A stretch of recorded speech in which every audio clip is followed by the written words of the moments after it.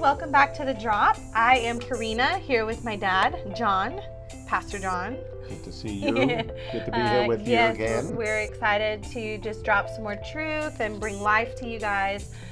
Today we've been kind of talking about these really cool leadership principles that have to do with all areas of life. You know, if you're a parent, husband and wife, if you're a boss, if you have a job, like basically these truths help you in all areas of life, in relationships and everything. And so today we're talking about how distraction is the enemy of direction. Oh, my goodness. You know, as soon as I saw this line, I thought I'm sure that most of us have experienced, like, whether you're walking or even sometimes when you're driving, like if you go, like if you're driving, it happens to me and you look at a billboard or something, and your car like automatically starts going like going to that direction or that sign or whatever, and which obviously is not the safest thing, but it's happened to me before too, even just like walking. Of course, all my family tells me I walk crooked, and I think I do. Like when we're walking, I'm always walking into somebody, but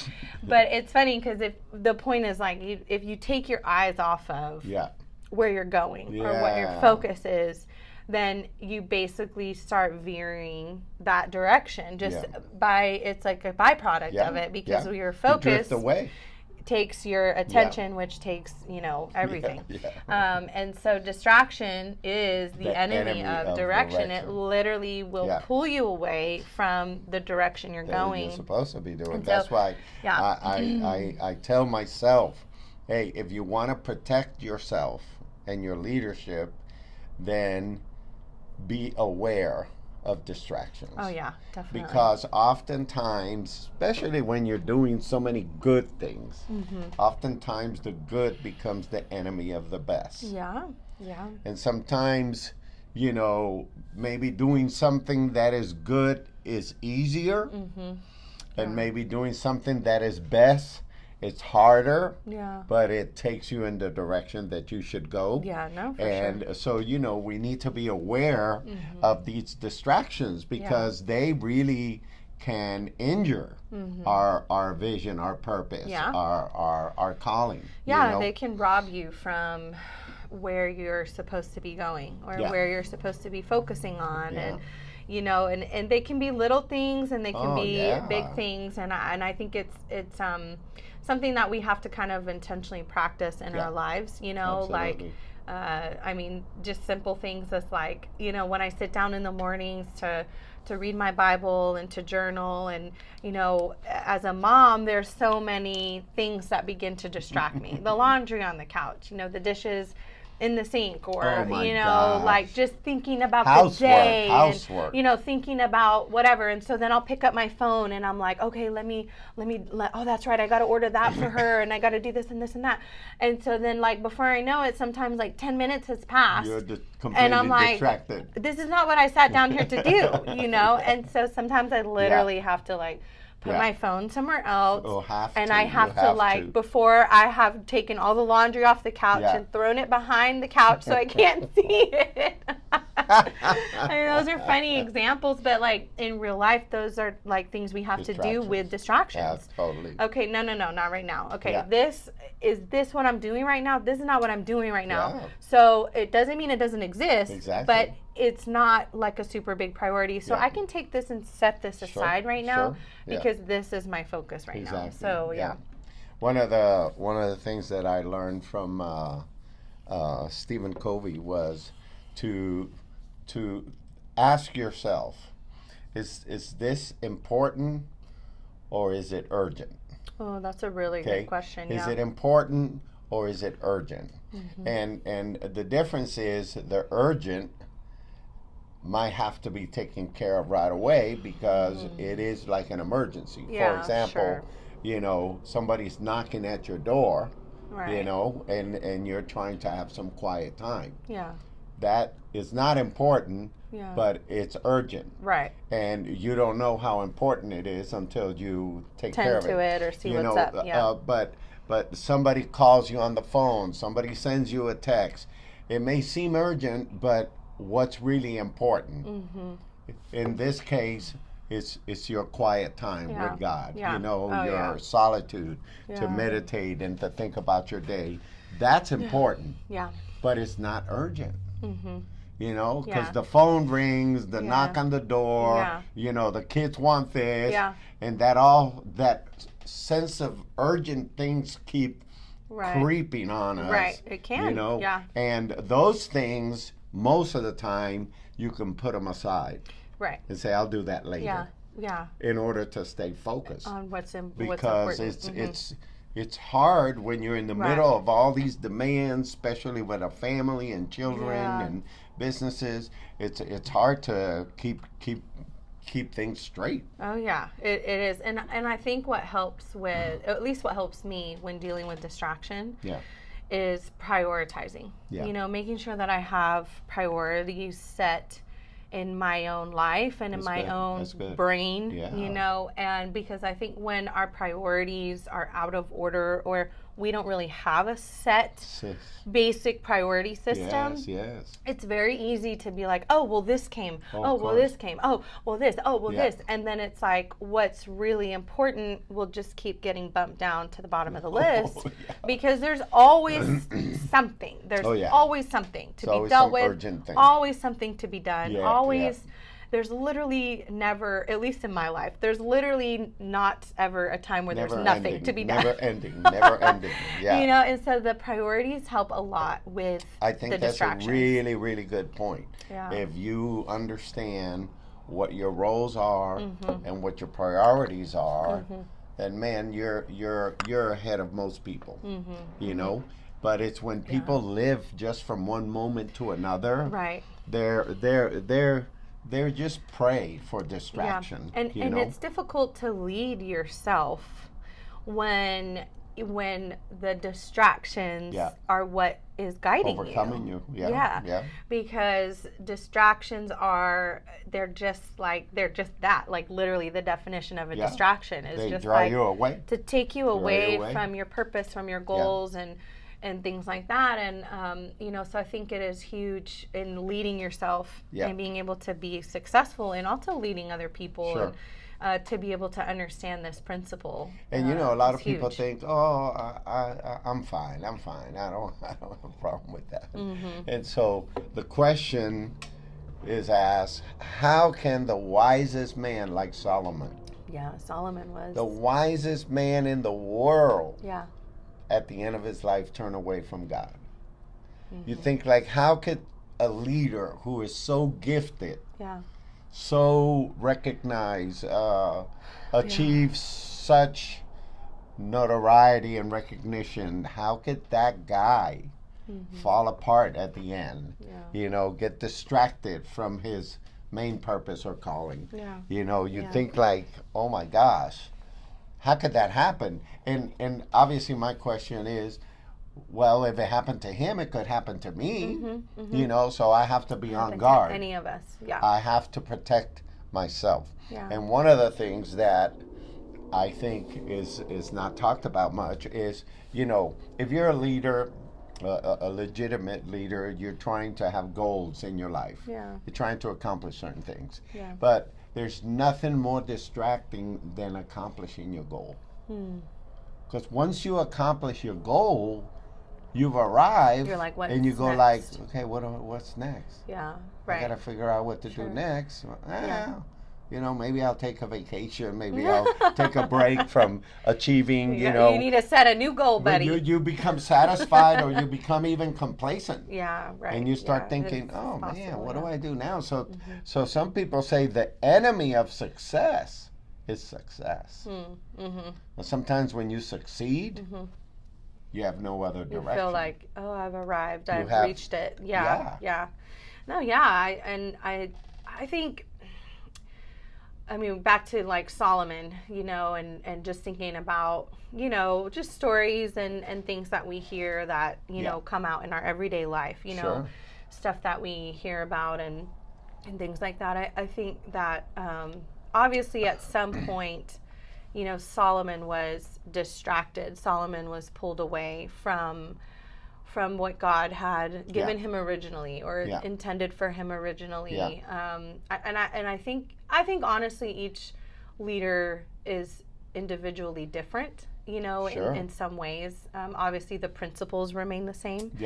But and I think what I have witnessed a lot with big key leaders, you know, like maybe like someone like a Solomon, was, and I don't know if Solomon had, from what I've read, I can't see that he did, had like a tight-knit circle of people around him that helped him with the big things, you know, or helped him with the little things, you know, and I think that those little distractions, the distractions are what I think a lot of leaders view sometimes as like the little things. Oh, it's well, they become also isolated. Very isolated. You know, less and less people are truly around them. And then less and less people are around them that have the comfort relationship to tell them the truth. And that's one of the downfalls, right? That's a big thing. And I think just thinking about myself too, like just leading myself. There are little distractions that will pop its head up sometimes. That in the moment seems like, oh, it's just a little thing, you know, no big deal. Like, oh, it's just, it got me kind of veered off a little bit. Let me, you know, but it's a lot of times those little things that if you don't really deal with it, or you don't really process it, or you don't really like systematically be like, move them, you know, move them or whatever, you know, that those are the things that just like very slowly pull you away, you know. And so, you know, we have examples of modern day men of God who, you know, got distracted, you know, like, you know, a dear leader that I have a lot of respect for, obviously he went to be with the Lord, but it's Pat Robertson. You know, Pat Robertson is a great man of God. But at some point, you know, his calling was to create this broadcasting network, you know, this worldwide voice for God. And he did amazing. But then I feel, this is my personal opinion, I think he got distracted and tried to run for president of the United States. I don't remember that. I must have been little. That's a little bad way back your time. Little. I was either little or not existent. But he was, you know, of course his dad had been a U.S. senator. So he was like, I know politics. You know, maybe the Lord wants to use me in politics. And it was a disaster, you know. He didn't really make a good run, and he exposed himself to a lot of criticism. So, but you know, sometimes these guys arrive to such a pinnacle that they are just saying, what else can I do? And that's an easy question to get you distracted, because it's not what else can I do, but what is the calling of my life? What's next, God? Should be the real question. I'll never forget this when I was in Bible college.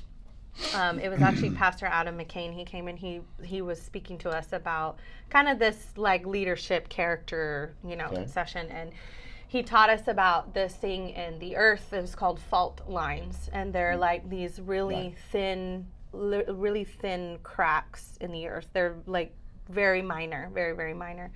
But like if not tended to or not dealt with, like, you know, they create bigger space, and it can create, you know, really bad things like catastrophes or, you know, things like that. And I'm going way back, and I'm trying to remember all of it, but that always stuck out to me so much because of how little the fault lines are, how little they are, potentially dangerous, and how almost they seem like nothing. Like, just pass over it, no big deal. Like, who cares?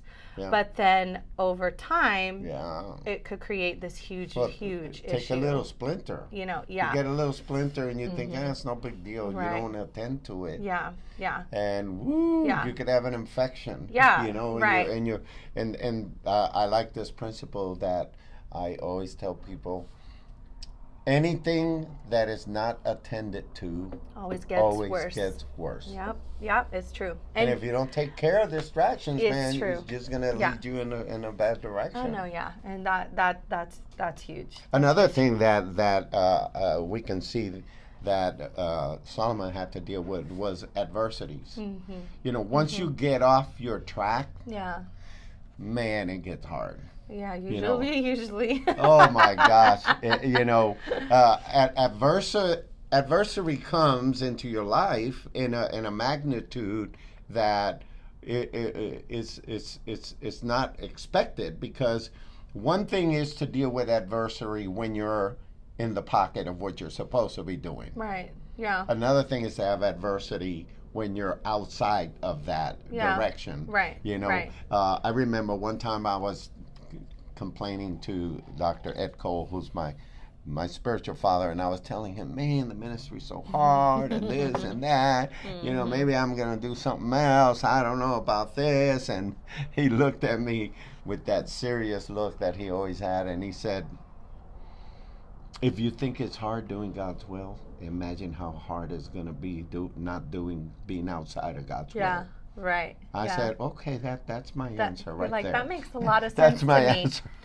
You know what? When you put it that way. When you put it that way. But, I don't think I have much else to say. Yeah. But, you know, especially when things are not going your way or they're not going the way you want to. Right. You know, human nature is looking for an out. It's so true. Maybe I should get rid of this, maybe do something else. Yeah, it's so true. Yeah. And a lot of times, you know, and I think you bring up a really good point. Like, adversity is going to exist no matter whether you're in God's will or you're out of God's will, because it is a part of life. And it is honestly like something I've learned over time. It's a part of developing your character. That's it.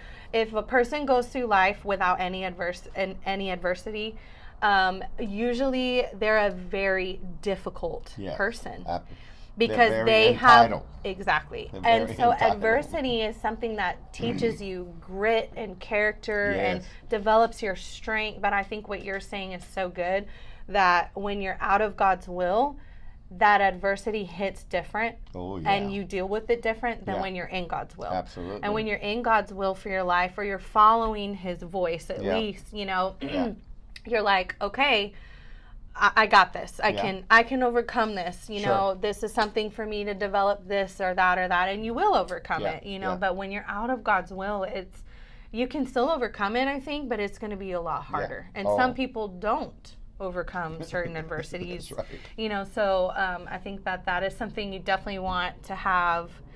A space to be able to count on God to help you process through those things. Yeah. The other one is that another distraction is becoming self-absorbed. Oh yeah. Or self-pity. You know, poor me. Oh, look at me. Yeah. You know, nobody helps me. Yeah. Nobody cares about me. Nobody understands me. Oh my gosh, man. And that eats you up alive.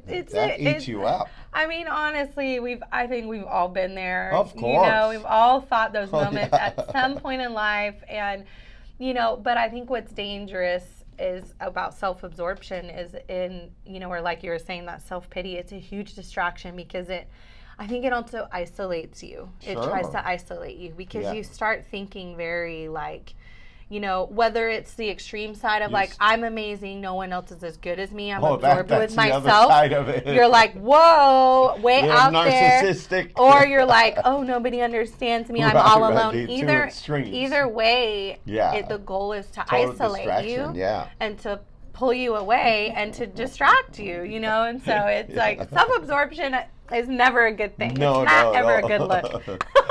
the other, and obviously that leads to distraction. The other one in the life of Solomon is like he lost the presence of God, which is, you know, for some people that's hard to grasp, but you know, when you have a vibrant, authentic relationship with God, you're able to sense his presence, you know. And it doesn't mean we're feeling goosebumps every time and all, you know, it's not about that. It's about just a sensing of something bigger than yourself, you know. But he lost that. But he lost that because he got off the road. He got off the path, you know? And it's not that God withdrew from him. Right, yeah. But it's that he withdrew from God. He yeah. And man, when you're a Christian, a believer, and you're counting on the presence of God to give you assurance, and you don't have that, you're on your own. Oh, man. You're 100% on your own. Oh, yeah. No divine intervention, no hope of counting on God because you've stepped away. Right, yeah. You know, maintaining that connection with God is, for me, I've learned is one of my biggest, what's the word? It's one of my biggest go-tos for being able to remain focused with my life. Yeah. You know, not even like ministry or calling or anything big, just like living life. Yeah. You know, because when you are pursuing God's presence, it's like he always draws you back into where you need to be, where you need to be. And I've experienced times where I haven't prioritized that, you know, like time of pursuit. Yeah. And I begin to see the changes and the almost like the lack of like feeling like there's direction. Yeah, you know, you experience a sense of directionless. Yeah, you feel a little moments, lost, you know, because like God in his presence is truly that anchor that like gives you that when you're having assurance. A rough moment or a rough time or you're just looking for something, like he just pulls you in and he's like, hey, don't worry about this. Remember this, you know, hey, what about this, you know? And so that is huge. I think is huge. I think it's the number one. Yeah, it's a big one. And then the other thing that caused him to distract was the pursuit of pleasure. Pleasure, yeah. You know, all the stuff that was available for pleasure, he indulged in it. And I think that when most people that are indulging in pleasure really never grow. Yeah. Never grow in their character, never develop, you know, perseverance, never develop, you know, that sense of integrity and character. Yeah. Well, because it's almost like they're processing from one good feeling to another, and it's all based on feelings. It's very empty when it all fades away. Yeah. You know. Yeah. And Dr. Cole used to say, lust can never be satisfied. Oh, yeah.